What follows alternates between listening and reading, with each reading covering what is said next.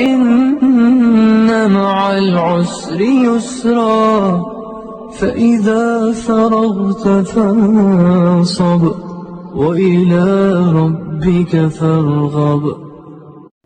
السلام عليكم ورحمة الله وبركاته. من أكتر الحاجات اللي بتخلي البيت ريحته حلوة والعفش الطريقة دي ومش مكلفة خالص. جربوها وهتعجبكم جدا وهتدعولي. تابعوا معايا الفيديو. تقدري بقى تنفذي الطريقة دي على أي حاجة موجودة عندك في البيت، سراير الأطفال، الركنة، السجاد، أي فرش عندك موجود في البيت هتفضل معاكي مدة طويلة جدا.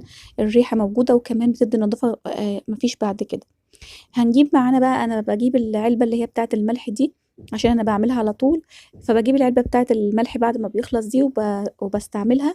ممكن تستعملي المصفى اللي انا وريتها لك دي في الفيديو دي، اي مصفى قديمة، بس لازم ما تستعملهاش تاني في المطبخ علشان الريحة بتفضل فيها، يعني ريحة المعطر اللي احنا هنحطه او الزيت العطري بيفضل موجود فيها، فانتي تخصصيها للموضوع ده بس. فانا بستعمل علبة الملح دي وبنحط بقى الكمية اللي احنا عايزينها. لو انت هتعملي للركنة او لأي حاجة بالتقريب كده بتحطي الكمية وبتحطي عليها لا اما نقطتين من اي زيت عطري انت بتحبيه، لافندر بقى اي حاجة. ولو مش متاح عندك هتعملي زي ما انا هعمل النهاردة كده، بأي معطر عندك تخلي الخلط المعطر مع يعني أكن بالظبط زي رملة البحر كده.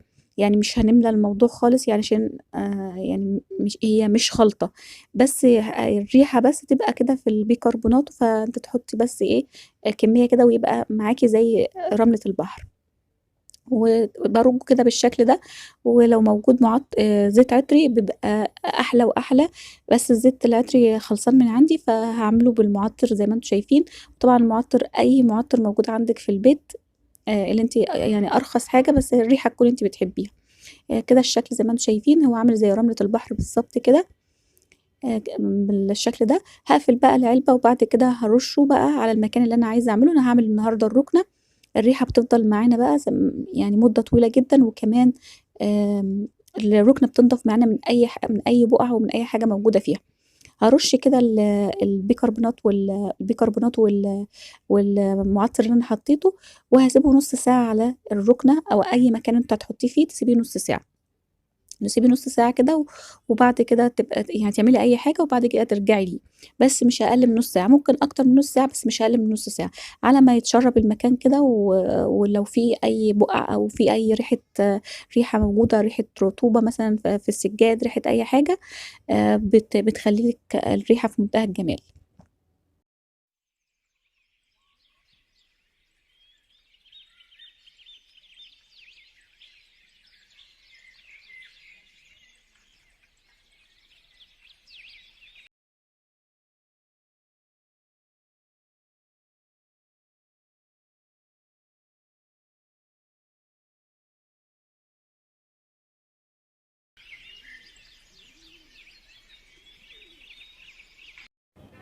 كده هي خلاص قعدت نُص ساعة على الرُكنة. هنحط الجزء ده في المكنسة ونحاول بقى نشفطها كده.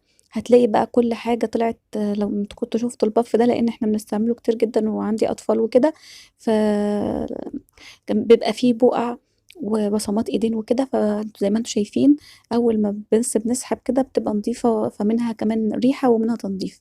بجد الطريقة دي جميلة جدًا، أنا على طول باعملها، بتوفّر بقى عليكِ مجهود وكل حاجة، وزي ما أنتم شايفين وهي بتطلع كده بتاخد كل حاجة معاها، إن كان وساخة أو تراب أو أي حاجة، وكمان الريحة بتفضل معاكِ مدة طويلة، يعني ساعات بتقعد أكتر من أسبوع، كل ما تيجي تقعدي كده على الحاجة اللي أنتِ نضفتيها تشمي الريحة. بارجع تاني بقى أعمل الخلطة دي. طبعًا زي ما أنتِ عايزة ممكن تعمليها كل يوم أو يوم ويوم على حسب استعمالِك للمكان، وزي ما قُلت لِك بتبقى جميلة جدًا في السراير، يعني وأنتِ قبل ما تعملي المرتبة كده بتاعة السرير، قبل ما تغيّري الملاية تعملي المرتبة بتفرق أوي، أوي، أوي بصراحة، إن كان في النضافة أو في الريحة.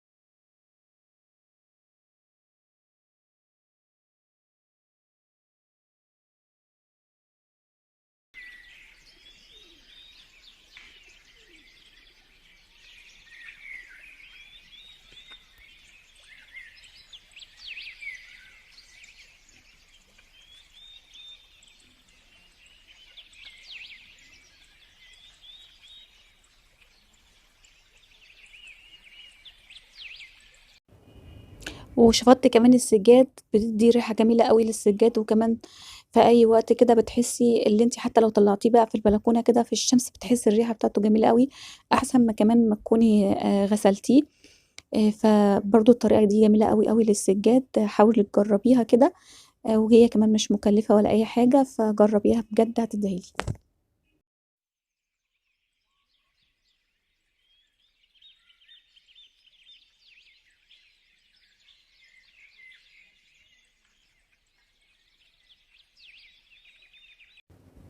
شِلت بقى كده المخدات وعملتها برضه بنفس الطريقة، ونفّضت بقى الكنبة الرُكنة من تحت، وزي ما أنتم شايفين بعد ما شفطت كُلّه وحُشت كل البيكربونات البيكربونات من عليها، بقت الرُكنة نضيفة إزاي وكمان بتلمع كده، وريحتها مش عايزة أقول لكم ريحتها جميلة إزاي. طبعًا زي ما قُلت لكم نحط الريحة اللي إحنا بنحبها، علشان نحس كده يعني الريحة لمّا نكون بنحط الريحة اللي إحنا حابينها، بنحس بارتياح كده وإحنا قاعدين في المكان.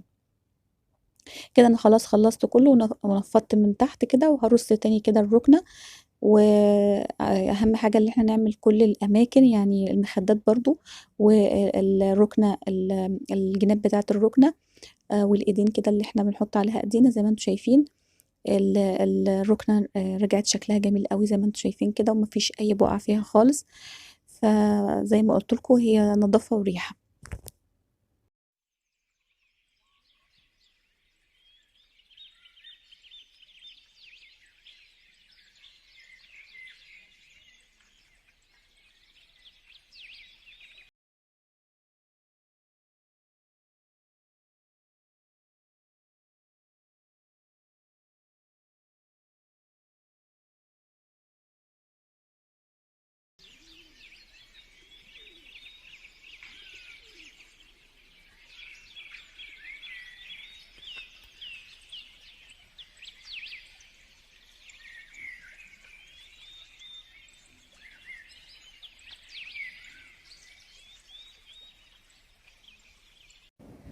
ودي شكل الرُكنة بعد ما شفطت كل حاجة من عليها وشفطت السجاد، زي ما أنتم شايفين كده رجعت أكنها جديدة، والبُقع كلّها بتختفي، وكمان الريحة لو في تراب أو أي حاجة. فالطريقة دي جميلة جدًا، جرّبوها وهتحسّوا بفرق جامد جدًا، وكمان هي مش مكلفة، وأشوفكم في فيديو جديد، مع السلامة.